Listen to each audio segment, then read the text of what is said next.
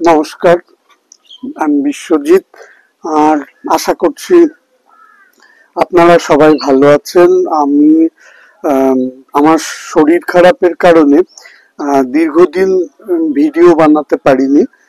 তো আজকে আমার মনে হলো যে আজকে একটা ভিডিও তৈরি করি আপনাদের জন্য, সেজন্যই আমি আজকে ভিডিওটা বানাচ্ছি। আমার আজকের টপিকস হচ্ছে মানুষ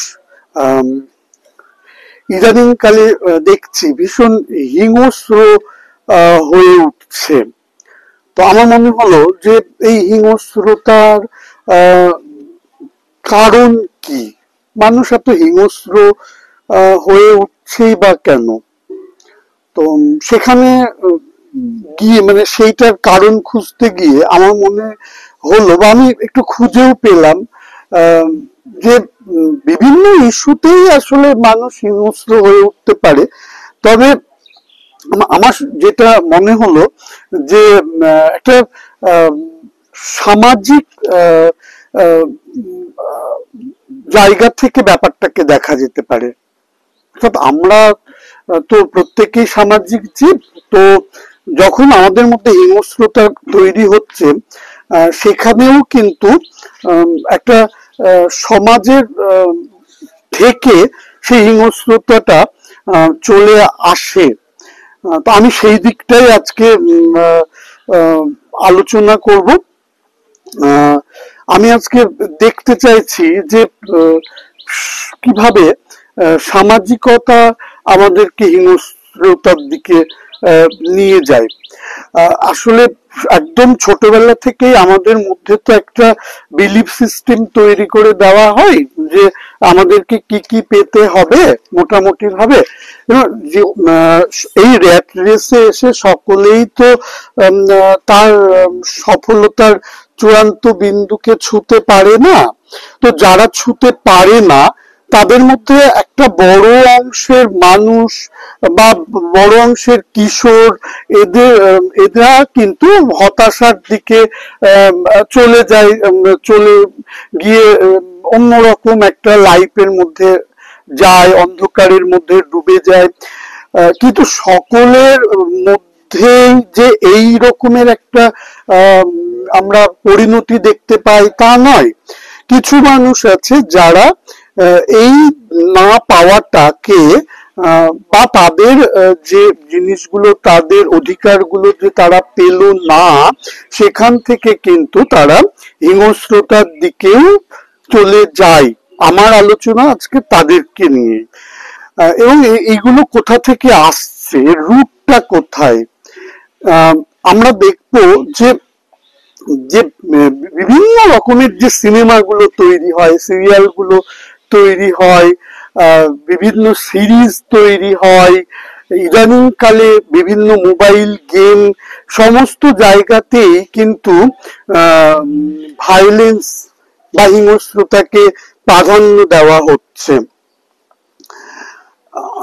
ক্রমাগত যখন একজন শিশু বা একটা পরিণত বয়স্ক মানুষও এই হিংস্রতার দৃশ্যগুলি প্রতিনিয়ত দেখে, তখন কিন্তু তার মধ্যে থেকে মনের নিয়ন্ত্রণ হারিয়ে যেতে থাকে এবং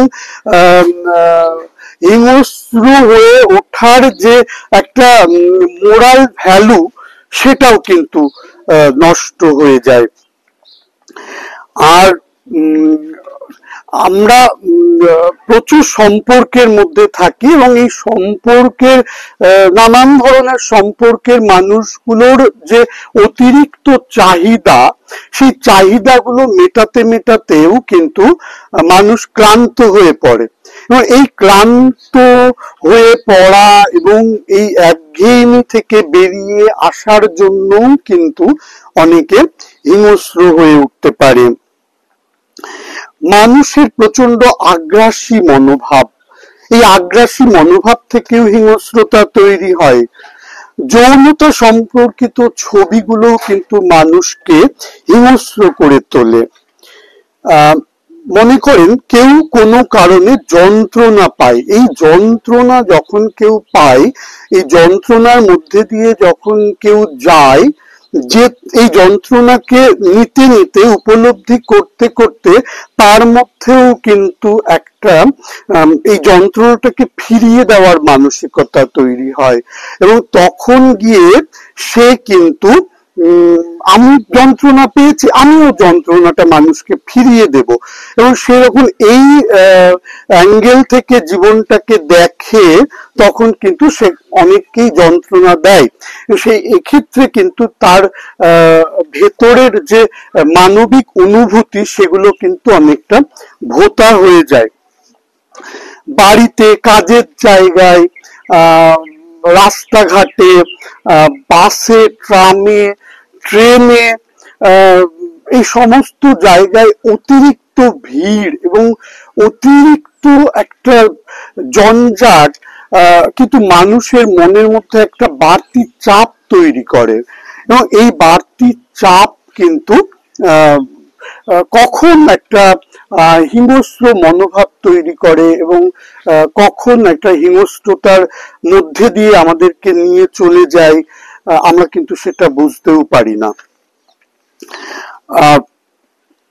এবং যেটা বলার একটা বড় বিষয় সেটা হচ্ছে যে বারবার যখন আমাদের আচরণের মানে হিংসার আচরণগুলো আমরা দেখি, সেই সময়ে কিন্তু আমাদের শরীরের মধ্যে ওই হিংস্র আচরণ জনিত কার্যক্রম ঘটানোর মতো হরমোনগুলো আমাদের শরীরে নিঃসৃত হতে থাকে, এবং আমরা আপাতকালীন ভাবে যে কোনো রকমের অপরাধমূলক কাজের পাতা ফাঁদে কিন্তু পা দিয়ে ফেলতে পারি। এটাও কিন্তু আমাদের একটু ভাবার বিষয়। আজকে আমি মোটামুটি এই মানে হিংস্র হয়ে ওঠার বিভিন্ন কারণ গুলো নিয়ে আলোচনা করলাম। পরের ভিডিওতে আমরা কি করে এখান থেকে বেরিয়ে আসব, অর্থাৎ হিংস্রতা থেকে কিভাবে বেরিয়ে একটা শান্ত সুস্থ জীবনের দিকে ফিরে যাব, সেটা নিয়ে আলোচনা করব। আজকের মতো ভিডিওটা এই পর্যন্তই। সকলে ভালো থাকবেন, সুস্থ থাকবেন।